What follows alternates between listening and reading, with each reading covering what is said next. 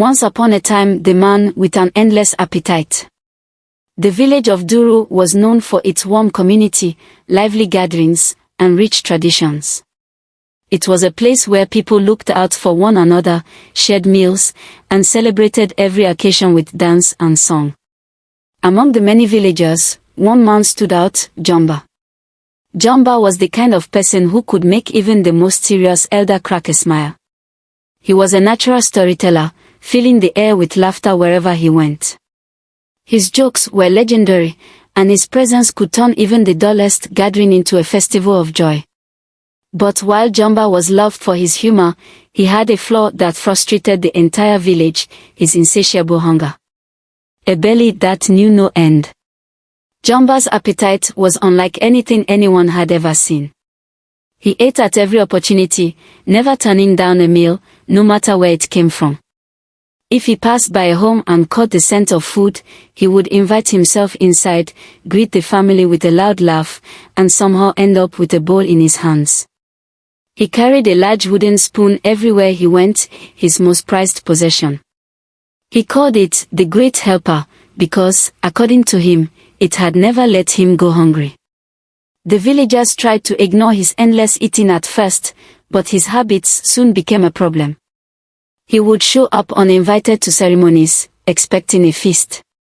If a family cooked a meal outdoors, he would pretend to pass by, then sit down and help himself. He would visit different homes under the excuse of checking in, but everyone knew he was only there for the food. At first, they found it amusing, but after a while, it became exhausting. Mothers began hiding their pots when they saw him coming. Children giggled as they whispered, "Jumba the hungry one is here." Even the village elders shook their heads. "You will eat yourself into trouble one day," Jumba, his best friend, Zoe, warned him. Jumba only laughed. "I have one life to live, my friend. And I will enjoy every bite of it." The Grand Festival. One day, as Jumba wandered through the village looking for his next meal, he overheard two farmers talking excitedly. "The Grand Festival in Beku village is in 3 days," one of them said. "They will have mountains of food, roasted meat, fresh yams, palm wine, and all kinds of delicacies." Jumba's ears perked up. His stomach grumbled just hearing about it. A festival. With food, he asked eagerly, startling the farmers. "Yes," one of them replied. "It's the biggest celebration of the year. But only invited guests can attend." Jumba turned to his friend Zoe, eyes gleaming. "Zoe, my brother, you must take me there. I cannot miss this. I must taste everything." Zoe sighed. "You only want to go because of the food. And what else is a festival for?" Jumba grinned. "Tell me, Zoe, is there party jollof rice? Roasted goat? Fried plantains? Say yes, and I'll start getting ready." Zoe laughed. "There will be food, Jumba, but you must behave yourself. No tricks, no sneaking, no stealing food from other people's plates." Jumba waved a hand dismissively. "I am a man of honor. I would never do such a thing."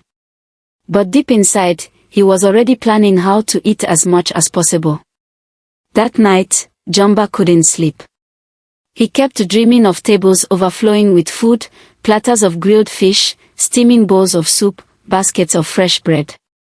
He imagined himself with a full belly, sitting back with satisfaction, licking his fingers. He counted down the days, growing more excited. He even prepared a special bag to secretly carry extra food home. Jumba had one goal: to eat like never before. Little did he know, this festival would change his life forever. The festival and the stolen meal. The day of the Grand Festival in Beku village had finally arrived. Jumba was more excited than a child receiving their first drum. He had woken up before dawn, dressed in his finest clothes, and even polished his beloved wooden spoon. Zoe, however, was less thrilled. As he got ready, he sighed. "Jumba, I hope you remember what I said, no tricks, no sneaking, no stealing food from other people's plates. Jumba placed a hand over his chest dramatically.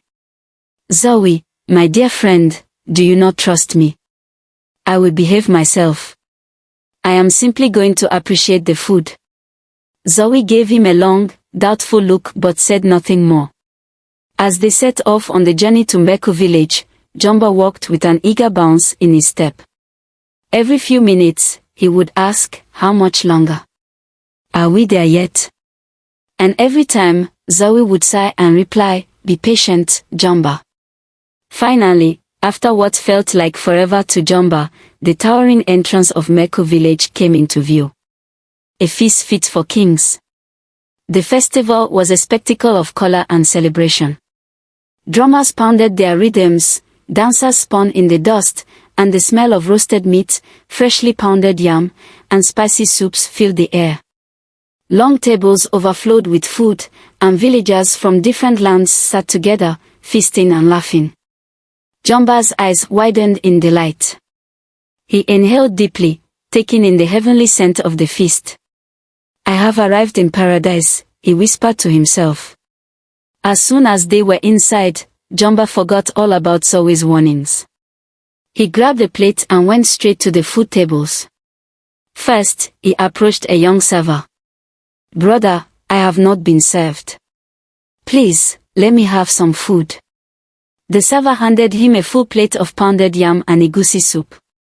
Jumba quickly finished the meal and then went to another server, pretending he had not eaten yet. Excuse me, sister, I just arrived. May I have some food? The server smiled and gave him a second plate, this time with roasted fish and jollof rice. Jumba ate. And ate. And ate. He went from one server to the next, tricking them into giving him multiple portions. However, as he went for his seventh plate, one of the servers recognized him. Wait a minute, the server frowned.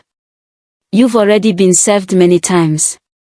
The others turned to look at Jumba, their faces filled with suspicion. Jumba chuckled nervously. Me? No, you must be mistaken. That was someone else. The servers, now annoyed, refused to give him any more food. Frustrated, Jumba looked around for another way to satisfy his endless hunger. The blind woman and the stolen meal. As Jumba scanned the crowd, his sharp eyes landed on an old blind woman sitting alone in a corner. Her name was Mama Nayoka. Though she could not see, she sat gracefully, her back straight, her hands resting calmly on her lap. A young villager placed a large plate of food in front of her, steaming roasted goat, sweet plantains, fresh vegetables, and a big portion of pounded yam. Jumba's stomach rumbled. That is the biggest plate I have seen all night, he thought. His mind raced. Mama Nayoka was blind. She would never know who took the food if he was careful enough. Slowly, Jumba crept toward her. The festival drums masked the sound of his footsteps. One step. Another. When he was close enough, he swiftly snatched the plate from in front of Mama Nayoka. Then, he ran behind a tree and began to eat as fast as he could. Oh, this is the best meal I have ever had, he thought gleefully. Why waste food on someone who can't even see it? Meanwhile, Mama Nayoka reached forward, expecting to touch her food, but found nothing. Her fingers hovered over the empty space. Confused, she felt around, but her plate was gone. A deep silence fell around her. Then, with a weary sigh, she lifted her head toward the sky and spoke. May the one who takes what is not theirs suffer until they learn the value of honesty. Her voice was calm, but it carried the weight of an ancient wisdom. A cold wind swept through the festival, rustling the leaves and making the flames of the fire flicker. Jumba, hidden behind the tree, heard her words, but only laughed. An old woman's muttering means nothing, he said, wiping his mouth. He finished the last bite of food, licked his fingers, and walked away, his belly full and his heart light. Little did he know, his troubles had only just begun. A stomach that won't stop growing. Jumba woke up the next morning with a deep groan. His stomach felt as if someone had stuffed it with heavy stones. He rubbed his belly, expecting the discomfort to pass, but instead, a sharp pain stabbed through his gut. He bolted upright, sweating. His body felt strange, bloated, heavy, and unbearably tight. Then, it hit him. A horrible cramp twisted his insides. His stomach gurgled loudly, making noises like boiling soup in a pot. He felt an urgent need to run to the toilet.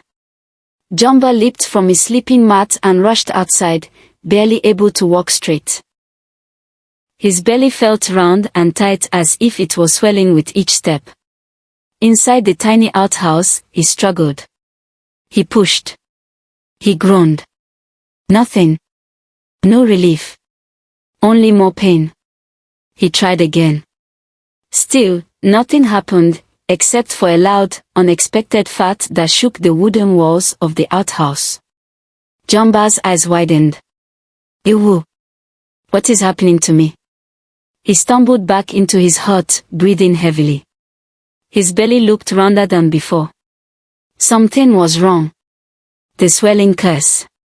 The hours passed, but the pain did not. Instead, his stomach grew larger. By midday, his belly was round like a calabash. By evening, it was the size of a drum. Jumba panicked. He placed his hands on his abdomen, pressing down. It felt firm, swollen, unnatural.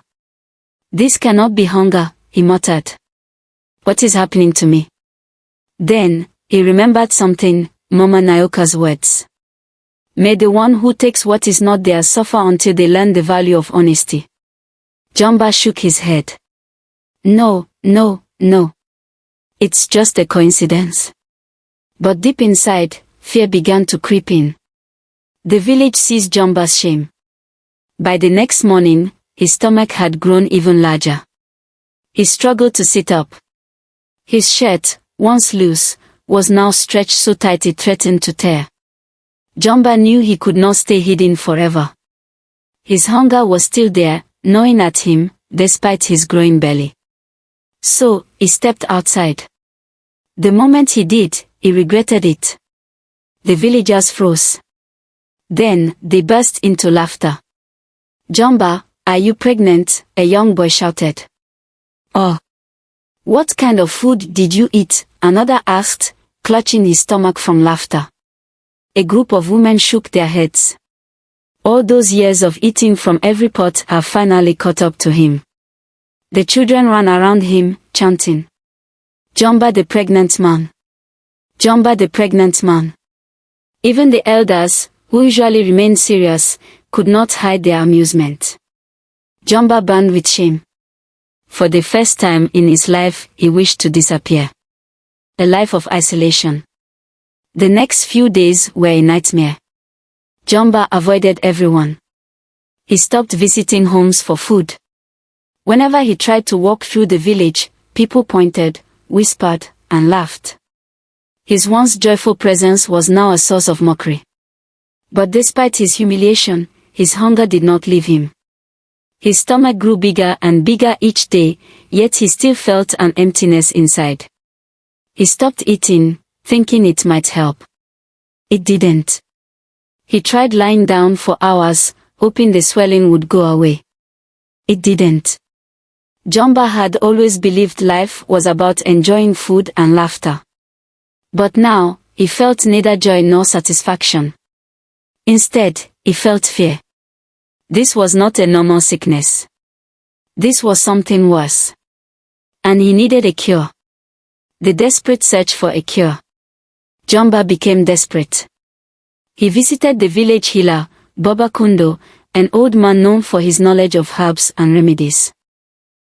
The healer studied Jumba carefully, running his fingers over his swollen belly. This is no illness, Baba Kundo finally said, shaking his head. This is a curse. Jumba's heart pounded.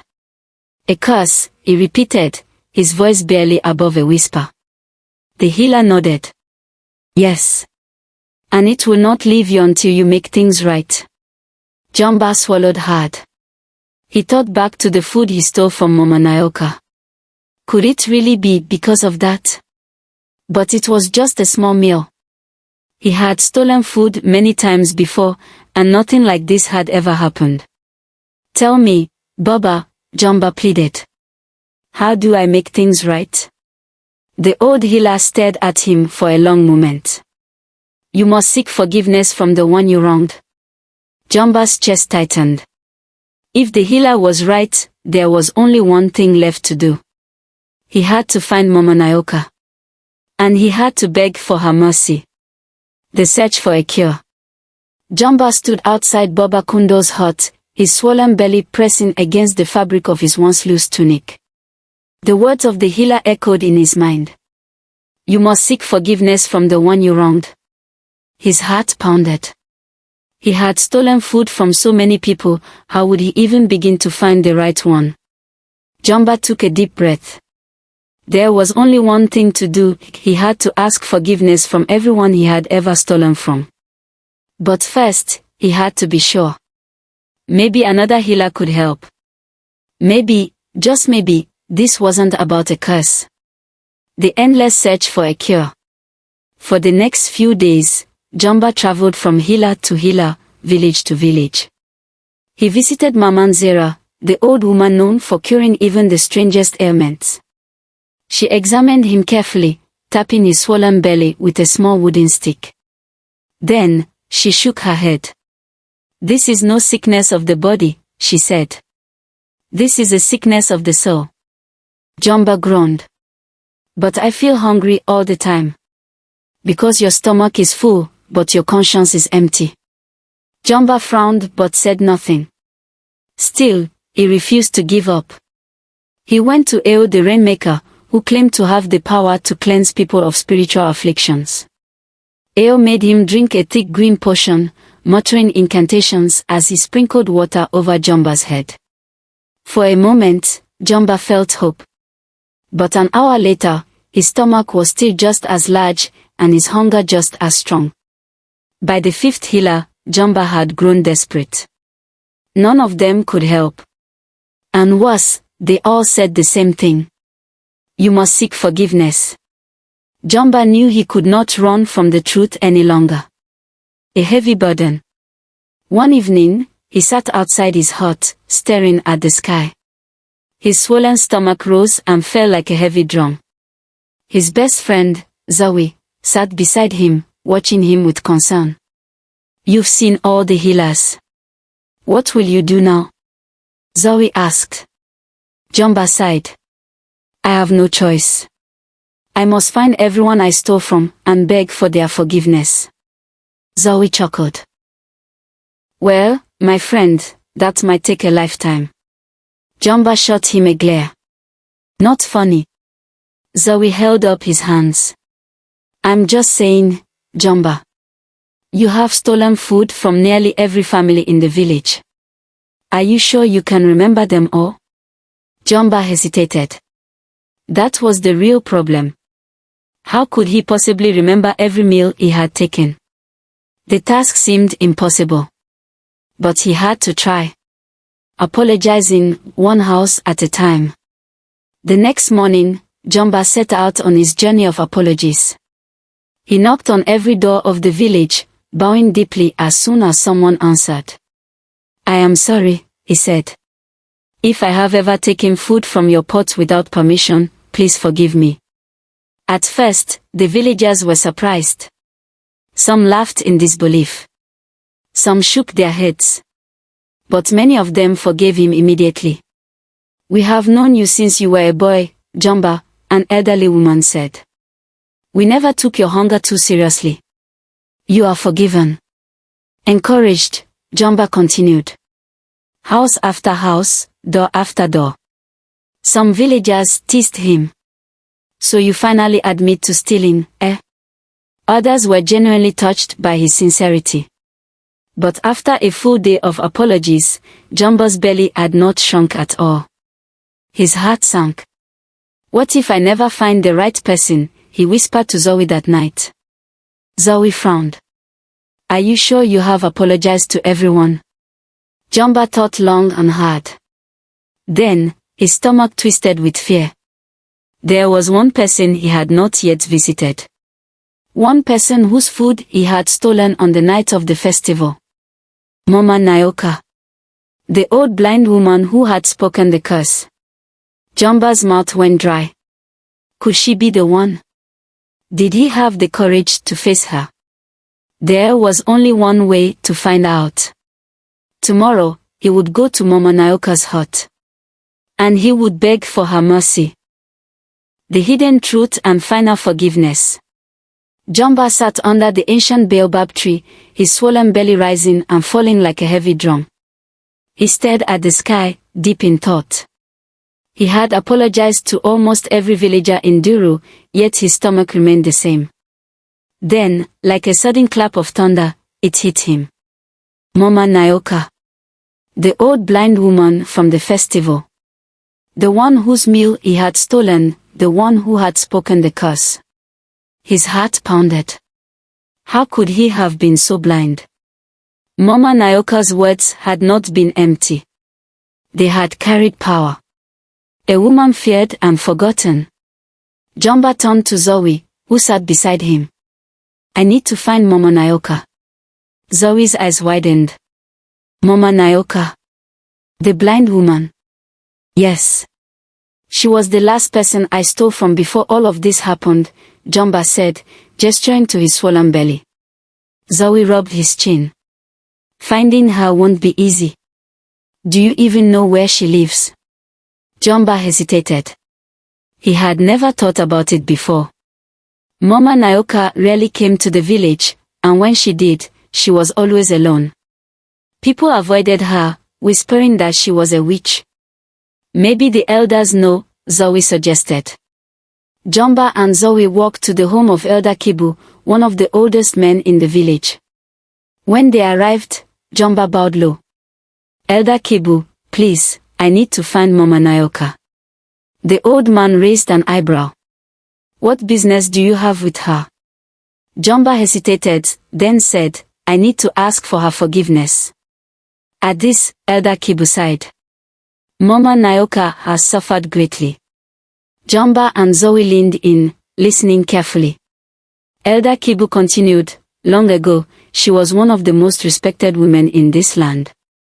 But when misfortune struck, the people accused her of witchcraft and cast her out. Zoe's eyes widened. So she is not a witch? The elder shook his head. No. She is simply a woman who has known much sorrow. Jumba felt a wave of shame wash over him. Not only had he stolen from a woman who had so little, but he had also mocked her words, thinking she was powerless. Where does she live? Jumba asked. Elder Kibu pointed to the dense forest beyond the hills. She built a small hut deep inside the woods, far from the village.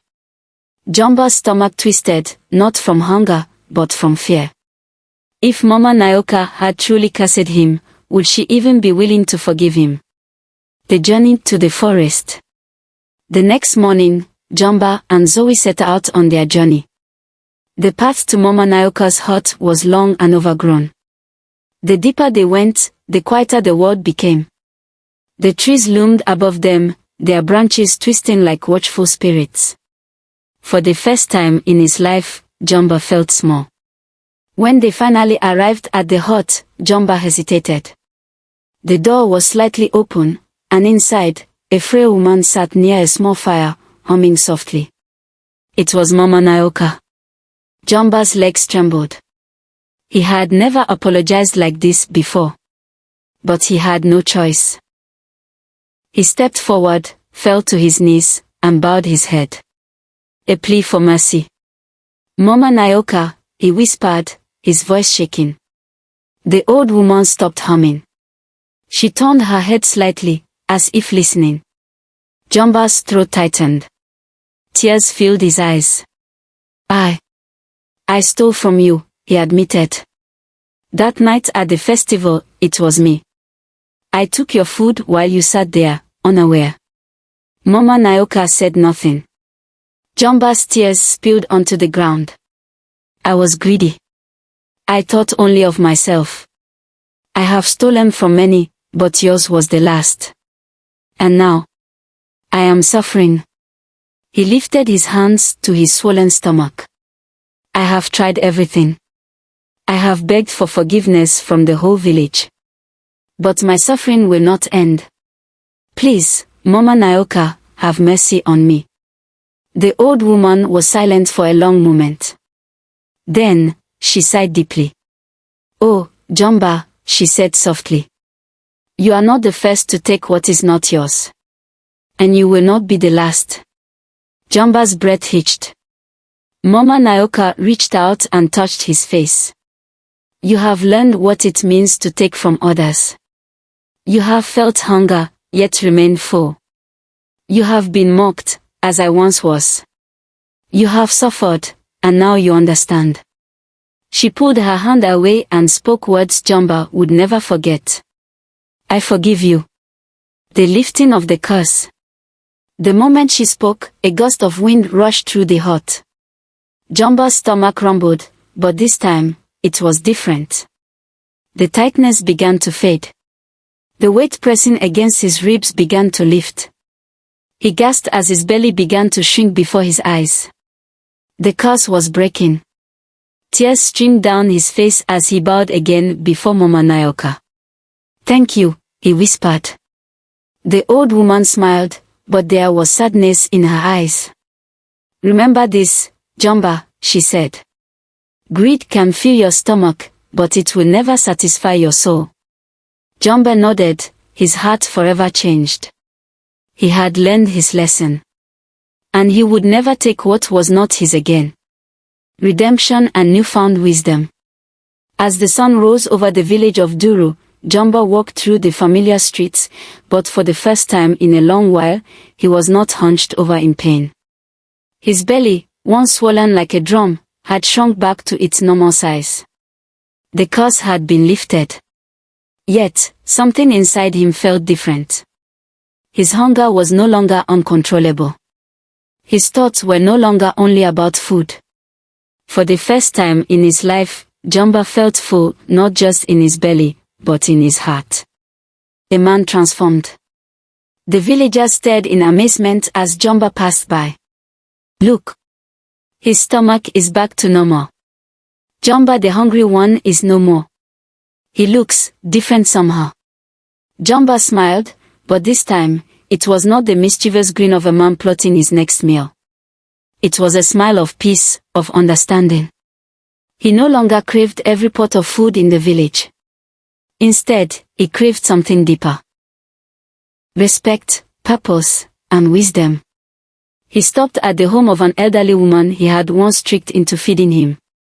Mama, he said, bowing deeply, may I help you with your firewood today? She gasped. Jumba, you helping with chores? Jumba laughed gently. I have spent my life only taking. It is time I start giving. The woman smiled and handed him a bundle of firewood. And so, Jumba the hungry one became Jumba the humble. A home of his own. Not long after, Jumba married. He built his own home, something he had never cared about before. And for the first time, he appreciated the meals prepared in his own household. He sat with his wife and ate from their shared pot, no longer wandering from house to house in search of something better. The taste of home-cooked food, made with love, filled him in a way no stolen meal ever could. Mama Naoka's redemption. Word of Mama Naoka's kindness spread through the village. Once feared and avoided, she was now welcomed and respected. One evening, the elders gathered in the village square. Elder Kibu stood and spoke. For too long, we have judged without knowing the truth. We cast out Mama Naoka, yet she showed kindness to one who wronged her. We owe her our respect. The villagers nodded in agreement. From that day on, Mama Naoka was no longer an outcast. She became a beloved elder, sought after for her wisdom. And Jumba never forgot the lesson she had taught him. A lesson for generations. Years later, Jumba sat beneath the ancient baobab tree, surrounded by children eager to hear his stories. "Tell us, Uncle Jumba," one boy begged. "Tell us about the time your belly grew bigger than a water drum." Jumba chuckled. Yes, he said. "But listen carefully, children. For this is not just a story about a man who ate too much." He leaned in closer, his voice gentle but firm. "Taking what is not yours may satisfy you for a moment, but the hunger of regret lasts forever." The children listened in awe, their wide eyes reflecting the wisdom of his words. Jumba smiled. He was no longer just the man who had once been cursed for his greed. He was now a man who had learned, grown, and changed. And his story would live on for generations to come. The end.